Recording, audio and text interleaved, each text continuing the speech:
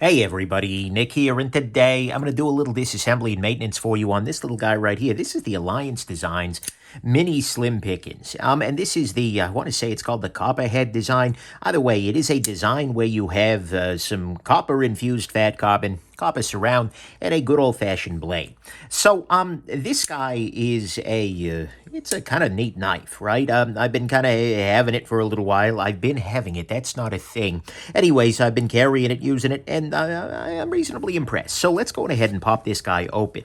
Okay, to start with, this is T8 in the pivot here. Good. No Loctite, which is excellent. Or at least, yeah, it looks like outright no Loctite. Then we'll pop off these scales, which I think, yep, those are T8. And if you're curious about these or any of the other tools that I'm using during my disassemblies, go ahead and check out nickshabazz.com/tools. And you will see more details. Okay. By the way, one thing that I should probably have noted is that the centering was right on, and that the action was actually a little bit slower, a little bit kind of weird. It feels like either it's running on grease or there's something else in there, but I have an inkling that there is a second detent involved, and this may be the bar for that. So let's go on ahead and pop off these screws, which look to be T6 in the back here. And beautiful. Okay. No Loctite there. And we can remove that, and then the whole thing is sort of just ready to lift off here. This is a button lock, so you need to be careful about this spring going yeet and throwing the thing all across the room. But yeah, okay, so it looks like at the moment it's running on some variety of grease or another. All right, whatever. Throw the button lock here, and okay, there's the problem. There is a secondary detent on this knife. So I, of course, it would not be reasonable for me to speculate or claim that I know exactly why this is in place, but I have a pretty good guess. It is the case that a button lock that is well done on bearings and whatnot will open pretty much automatically. It will fall open, that is, sort of in a gravity knifey way if you press down on the button. And my impression is that a number of knife companies have made the decision, or at least their legal teams have made a decision, that, you know what, that could, fall afoul of some of the gravity knife statutes that are present around the country. By the way, you should not vote for such things because they're dumb laws that do very little and help absolutely nothing. And it might even be worthwhile considering supporting groups like Knife Rights or AKTI who are trying to get those things removed.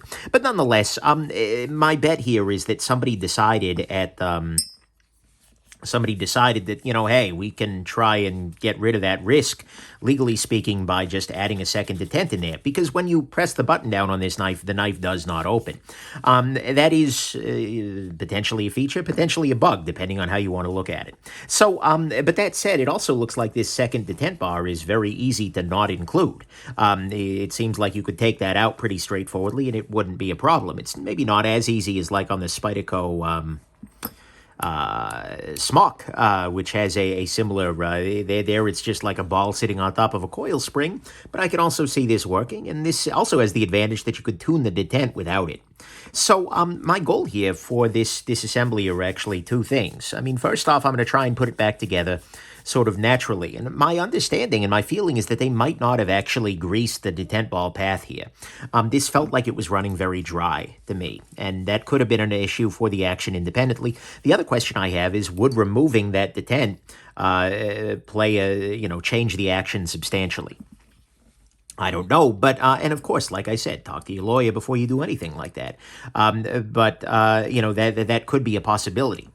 If you were to leave that detent out, it might change the action of the knife very much. In fact, several people, it seems like that could be a thing. Okay, so then I think we're actually all set here. So let's put this bad boy back together. I'm going to go ahead and I'm going to use some 10-weight nano oil for this, rather than the thicker grease that they used on the knife originally here. So I'm going to go ahead and I'm going to put this back together with the detent in place. To start with, is that a hole? Yeah, that is a hole. The detent ball hole is a through hole, that is, rather than just a cavity, right? So I'm going to put a little bit of grease on the detent ball path there, as well as a little bit on your ceramic detent ball. And put a little grease, or a little oil, that is, on the bearing race there. such that the bearings will be able to spin freely. Make sure I've got the pivot collar in there. That's important. And then just kind of rotate, rotate, rotate to get that going. Put a little bit of grease onto the pivot itself. Like I said, my big question is whether the action... And the other thing to remember, too, is that the detent ball here is skating along this surface here, which actually is a satin side. Almost looks like a hand satiny back and forth on a sandpaper. So that is another thing that could add a little bit of grit feel into the action here. Okay, next step is going to be to add the button lock back in. So what I'll do is I will take the button lock and I will kind of put the relevant components in place. Then I will install the button lock alongside the blade. This may not be crucial for this particular pocket knife, I don't know. But in many cases, if you try to put the blade down and then install the button lock, you're going to have a bad time. And similarly, yeah, okay, good. The blade appears to be holding the button lock in there. There is always a chance at this point in time that the spring will come loose and, again, eat itself across the room. That's the risk we all take, I suppose. But, yeah, then I will go ahead, drop this backspacer in place. There is no lightning pockets or anything on this.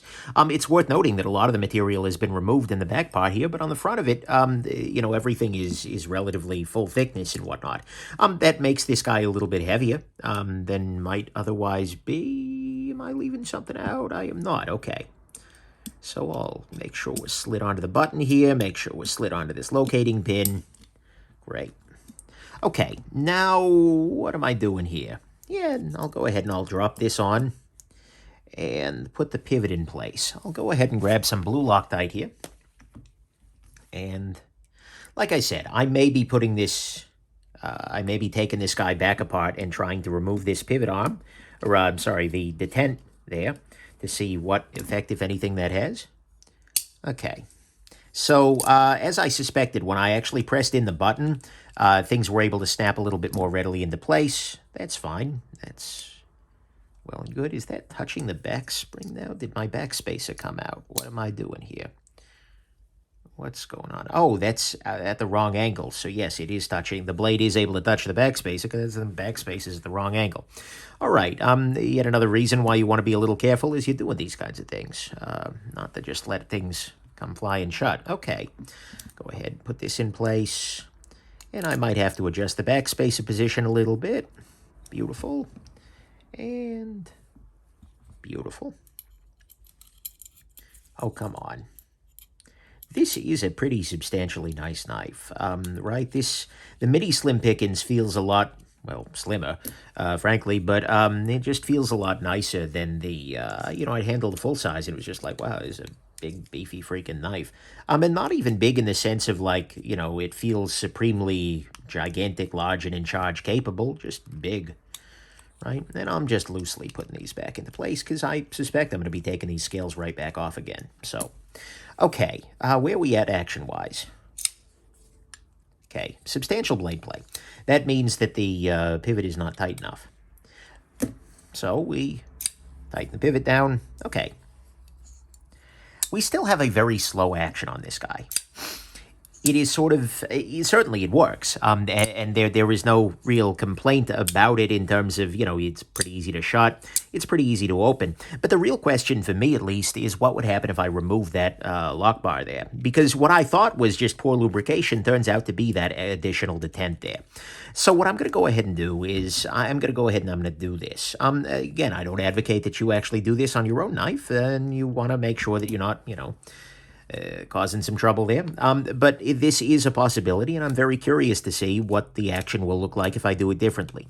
It's worth also noting that, it is not universally the case that removing a feature from a knife can cause problems. And, if the knife is a little out of whack after I do this, that's on me, not on, well, them. Right? But, I believe this to be the case. Like, this doesn't appear to be welded in place. I don't see any evidence of strong thread locker. So we're just going to see whether I can remove this second piece here. And, it should be able to pop back into place pretty readily, that is, and under the same amount of tension. So I believe this to be a reversible operation. And if it isn't, well, looks like I just bought the knife. Anyways, honestly, that ain't so bad, right? It's a pretty solid piece. Okay, what am I missing? That I've left out, but that's kind of on purpose at the moment. Okay, what do we have here? This is one of those things that, people are going to ask, why did you do that? Why, you're going to avoid the warranty. Actually, I don't even know what the warranty looks like. I haven't looked at that yet. But, why are you advocating people do this? Well, because people are going to try it anyways, so I might as well talk to them about it and see if it's a good idea, right? Okay, I have screwed something up here. The stop pin is out of position. That's not good, so I'll have to loosen this up a little bit. That will allow me to move the blade such that I can move the stop pin. This is not a problem because of the dent. This is a problem because I'm a jackass and didn't have the stop pin fully seated when I tightened the back part down. Okay, and more specifically, the blade pushed it out of position. Okay, there we go. It turns out that my first approach, actually, of doing the pivot first, was the better one, right? All right. Let's put that there. And I gotta say, this is the first time I've loved... This appears to be... I don't know whether this is actually Fat Carbon brand, because Fat Carbon is a group of people, right? Or whether it just looks a lot like the stuff they normally do, but... and actually, I don't, strictly speaking, need to put this back on, but ergonomically speaking, it makes the knife a little better. So I'll go ahead and I'll do that. And yes, I know I don't have one of the screws in there, but I don't need to. Okay, centering is still dead on. Oh, that's better. Just making sure that's not hitting the backspacer. It is not. And in fact, now we have this thing going on, which is, again, potentially a legal complication. But this is strictly, from an purely action perspective, this is strictly better, right? This is a, yeah, that's an improvement right there. Okay, interesting. Very interesting. So, at least from my perspective, it would actually make a lot of sense. Let's put it this way. If you value an action, that's one way you can go about getting it. It looks like taking that out is absolutely no problem and actually improves some things. That said, I should probably review it in the natural state of the knife. It's, sort of in the natural state of the knife, because that's the way that most people will carry it, and that's the way it will sell to people.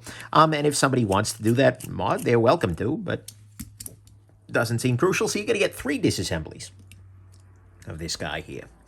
Aren't you lucky? I just don't know.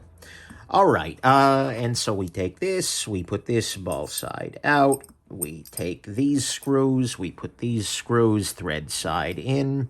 They were not thread locked to start, so I will not thread lock them now. This third hole here is not for the secondary detent, but instead... Come on, there we go. Instead for the scales to screw into there. And we tighten this down. It's worth noting, by the way, that the secondary detent will probably, as you use the knife more, that will wear a path along this part of the blade there, and will make that a great deal probably smoother, right? The knife will get smoother over time, but at least for the moment, yeah, that's kind of where it started off. Alrighty, beautiful. This is the backspacer screw. This is a scale screw. I need to put a backspacer into the knife. That would be a good idea. Or, I'm sorry, a stop pin. Well, backspacer too. And now I will go ahead and start off by installing the pivot, because this is my final installation, so to speak. I'll go ahead and make sure we are thread locked. I am going to make sure that the stop pin is in position. Now it is. Beautiful. Everything is snapped together. And we tighten down. I will now need to align the backspacer such that the screw can go into there. Whether you actually need Loctite on screws that are fully captive, it's sort of a different question. That was too much Loctite, but yeet. Here we go. The blue stuff, that's not as major a concern. Okay, centering, roughly dead on. That's way too tight. Let me loosen this up a little bit. Turns out, adding this additional handle scale improves the ergonomics of the knife substantially. Who'd have thunk it, right? But yeah, so we're good to go there. I'll go ahead and, at this point, screw that in. Where is my other screw? Right here. Oh, come off it. There we go. And come on. I like that they're using T8 here for what it's worth. At relatively deep T8. That's nice. Okay, so now we're going to see where we're at here. Yeah, there's that secondary detent. Yep, there we go. For what it's worth, by the way, the detent on the button lock actually. It's not so much that the detent itself feels stronger, it's just that there's more rolling resistance. You just need to power it out a little bit more. Like I said, that'll smooth out over time, but there you go. So that is the Artisan, I'm so very, very sorry. No, this is Alliance. I hope I didn't say Artisan at the start of the damn thing. This is Alliance Cutlery, or Alliance Designs. These folks right here with the alliances. This is the Slim Pickins, the Mini Slim Pickins. Here is another version of it that they happen to loan along, which, whew, that's a device.